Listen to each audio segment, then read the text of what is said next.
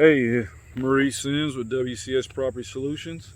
Welcome to the Contractor Series, another video in that series.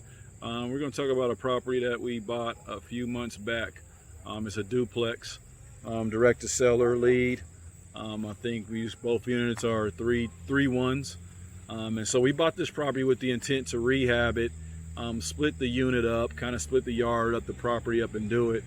And it's just been a bad experience from the beginning. So I thought I would just kind of do a video about the reality of this business, right?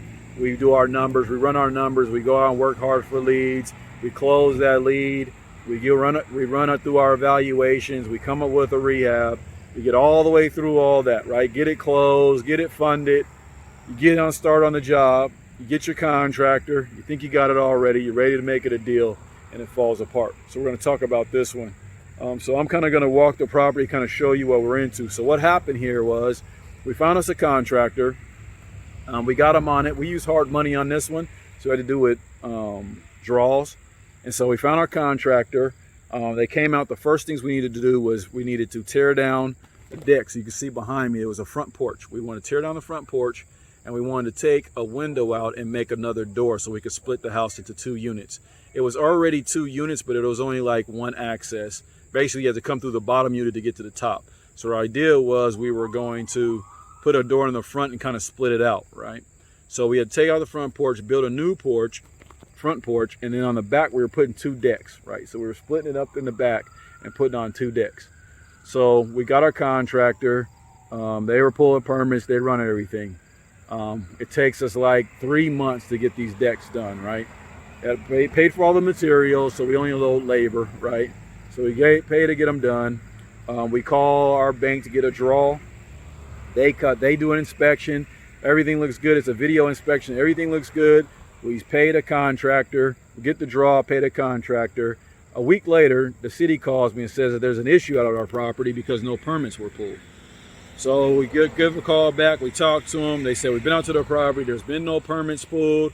You weren't okay to tear down anything. You shouldn't have done it. Now you need to come down to our office. We go down and talk to them. Needless to say, end of the story is we ended up firing our contractor. And so what's the problem is now is that we basically have to redo the work of the original $20,000 that we put into this property. Well, the deal wasn't necessarily slim, but we definitely didn't have a contingency in there for $20,000.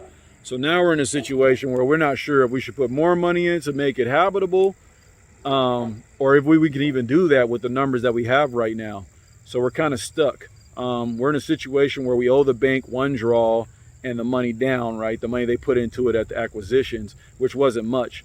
So we're kind of leaning towards paying the bank off and then doing a new build, tearing it down and redoing it, because the cost it's going to take to redo the work and everything moving forward, this property's not going to be worth that once we move, if we continue to move forward right now. So we're just going to walk around. I'm going to kind of show you some of the things that will happen, man. Like it's amazing what some contractors will do and get away with and just feel like they really did a good job. So let me turn this around. So we're here at the front porch, right? And so mind you, this is everything that when they said they were done, it was like this, right?